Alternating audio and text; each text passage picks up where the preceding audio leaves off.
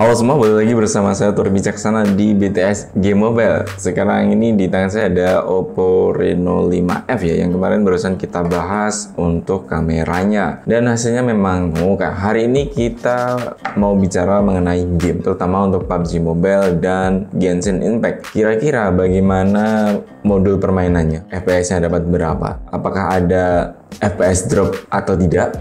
Atau dan sangat baik bahkan.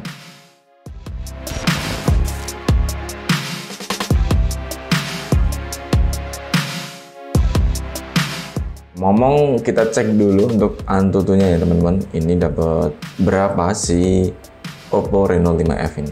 Nah, skornya ada di 184.886 dengan kurang lebih CPU-nya ada di 62.000, GPU-nya di 43.000 dan UX dan MEM-nya ada 30-an ribuan. Dan waktu pengukuran suhunya naik di 3,7 derajat. Untuk baterainya tidak ada penurunan sama sekali. Jadi ini mantap banget.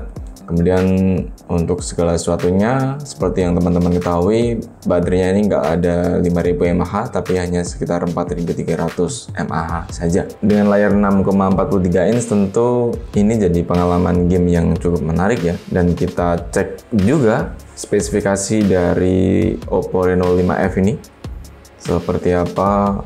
Jadi RAM-nya ini 8 dengan prosesor octa-core dan internalnya di 128 GB. Ini pakai prosesor G80. Biasanya kalau misalkan main PUBG Mobile ini bisa di HD hack, cuman daripada kita berlama-lama, kita langsung saja main. Dan ini kondisi baterai ada di 100% dan kita pakai jaringan WiFi. Let's go, kita mulai. Cek dulu untuk skor Geekbench-nya. Single core-nya dapat di 389, kemudian multicore-nya ada di 1270. Selebihnya kita tunggu saja kira-kira bakalan seperti apa. Game pertama yang kita mainkan adalah si PUBG Mobile, dan hari ini kita pasang stopwatch ya biar lebih mantap permainannya sejauh mana, dan kita pasang di sini. Ini kita hitung dari awal waktu kita sudah ada di lobby ya teman-teman. Ngomong ini masih di kondisi 100%, dan nah ini kita bisa ngecek FPS meternya. Di posisi loading ini FPS-nya di 10. Kemudian GPU-nya masih 0 dan CPU-nya kepake di 26%. Ini kita bisa ngeset ke game focus mode atau performance atau game news atau autoplay. Dan ini bisa kita langsung juga pakai screenshot atau screen recorder. Oke, pas di posisi seperti ini kita bisa cek FPS-nya di 24, GPU-nya di 60-an dan CPU-nya kepake di 25%. Dan kita tengok dulu di basic-nya, giroskopnya coba kita nyalakan. Oke, ada. Dan grafiknya kita pakai HD high, mantap. Semutnya hanya di semut high saja. Balance-nya juga balance high, HD-nya di HD high. Oke. So posisinya kita cek lagi, baterainya kita cek lagi dan aman. Jadi biar lebih optimal kita pakai klasik sekarang. Oke, mari kita mulai. FPS-nya ada di 29 dan GPU-nya ada di 66 serta CPU-nya ada di 33. Giroskopnya nampak mantep banget, lumayan dan lancar juga, tidak ada kendala apapun. Tapi kayak ada patahan sedikit ya tadi kawan-kawan. Kita lihat di lapangan seperti ini, kita bisa lihat kalau FPS-nya ada di 29, kemudian GPU-nya ada di 66 dan CPU-nya kepake 43%. Oke. Oke, sejauh ini kita nggak ada masalah ya teman-teman. Semuanya lancar dan apalagi ditambah dengan grafik permainan yang terbaru. Jadi ini saya sendiri agak lumayan bingung terus terang untuk menggunakannya.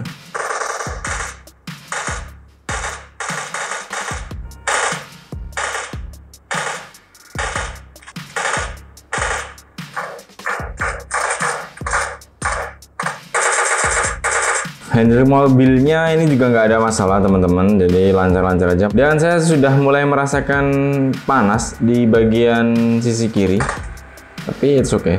Posisi naik mobil, kita cek FPS-nya ada di sekitar 30-an, kemudian GPU-nya di 30-an juga, dan CPU-nya ada di 70-an persen. Oke.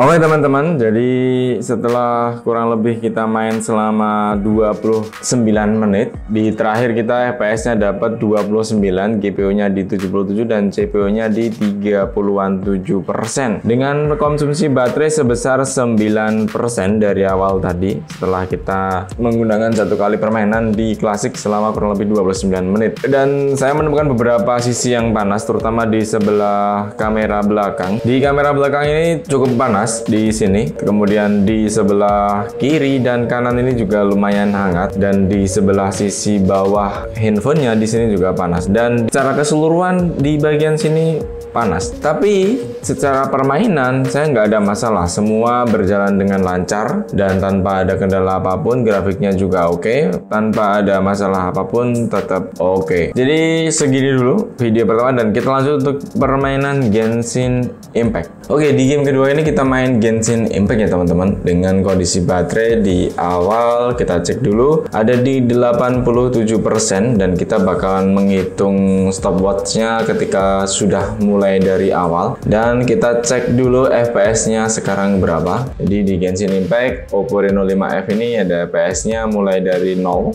untuk loadingnya, kemudian GPU-nya 0, dan CPU-nya ada di 8%. Cuman ini belum bisa dipastikan ya, kita baru bisa memastikannya ketika di sini. FPS-nya sekarang ada di 28 dengan pemakaian GPU hingga 100% dan CPU hingga 30-48%. Mulai dari sekarang, dan kita cek posisi baterainya di 87%. Kita sudah di area, tapi posisinya kita pastikan dulu, dan kita cek FPS-nya ketika di lapangan. Biar lebih detail kita bawa ke depan. FPS-nya ada di 19, GPU-nya 100%, dan CPU-nya di 42%. Dan untuk grafiknya, ini kita grafiknya ada di custom, sudah di overclock, pakai settingan resolusinya paling tinggi, kemudian FPS-nya di 60, dan seterusnya dan seterusnya. Kita tes dulu ya teman-teman, apakah bakalan banyak perubahan atau enggak nanti. Ini kita cek dulu. Oke kawan-kawan, lumayan patah-patah ya sedikit, cuman masih bisa diakomodir, dan kita lihat dulu sampai akhir sejauh mana nanti kemampuan si Oppo Reno 5F ini. Ini malah agak mendingan sih dari beberapa handphone yang pernah saya mainkan untuk main Genshin Impact dengan overclock, tapi ini agak mending dibandingkan yang lainnya. Tercatat sekarang FPS-nya di 18, GPU-nya masih terpakai 100%, dan CPU-nya di 38%. Oke, kita coba masak dulu, masak stick. Kita masak lagi. Oke, tak ada makanan. Kita menuju ke tempat yang lainnya, dan kita coba tuker pemain.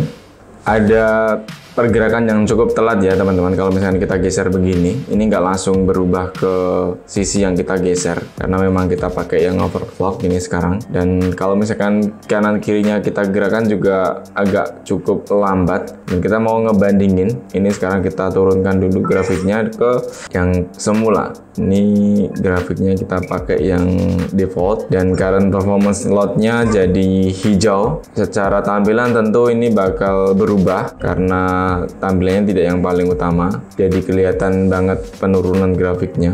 Dan oke, kita coba lagi cek FPS-nya sekarang. Ternyata di kondisi seperti ini GPU-nya turun ke 90-an, bahkan kadang di 100 juga, tetap FPS-nya di 23 dan CPU-nya di 48. Oke, ada yang mengganggu.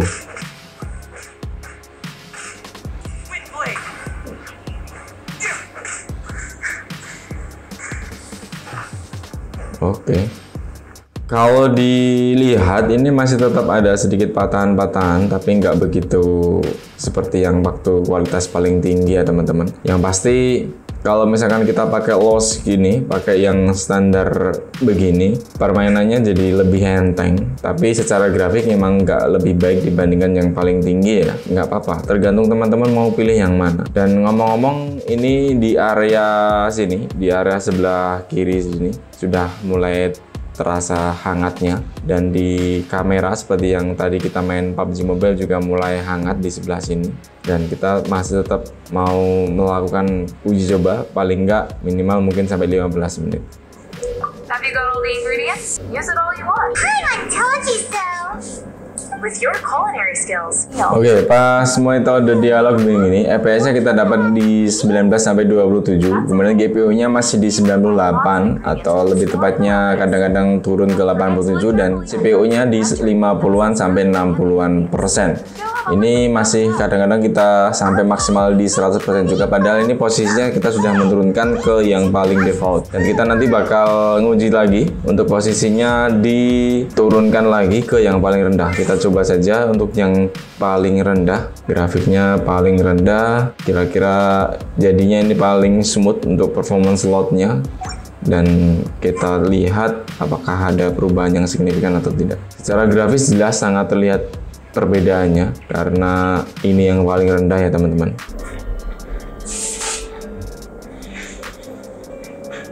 Di 25 GPU 90-an, CPU di 37 dengan posisi grafik yang paling rendah. A wind glider.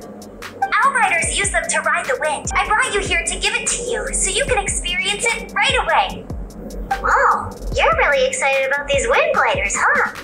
It's easy to use, but you still need to pay attention to my instruction.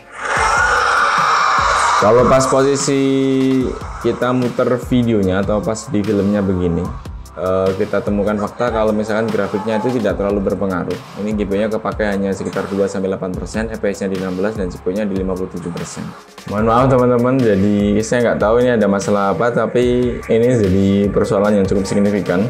Biasanya kalau pas posisi di seperti ini saya nggak ada masalah apapun, tapi hari ini dengan menggunakan Oppo Reno 5F atau pas kebetulan gamenya saja yang seperti ini, saya mohon maaf, dan ini saya maksimalkan dulu. Kalau misalkan nanti memang ada kendala suatu apapun tetap saya sampaikan. Dan ini termasuk kendala yang saya hadapin juga. Saya agak kesusahan karena biasanya nggak seperti ini juga. Dan ini mau keluar game tentu kan nggak bisa. Jadi mohon maaf, saya nggak ngerti apa yang saya lakukan apakah tepat atau tidak. Karena ini harus mengalahkan naganya.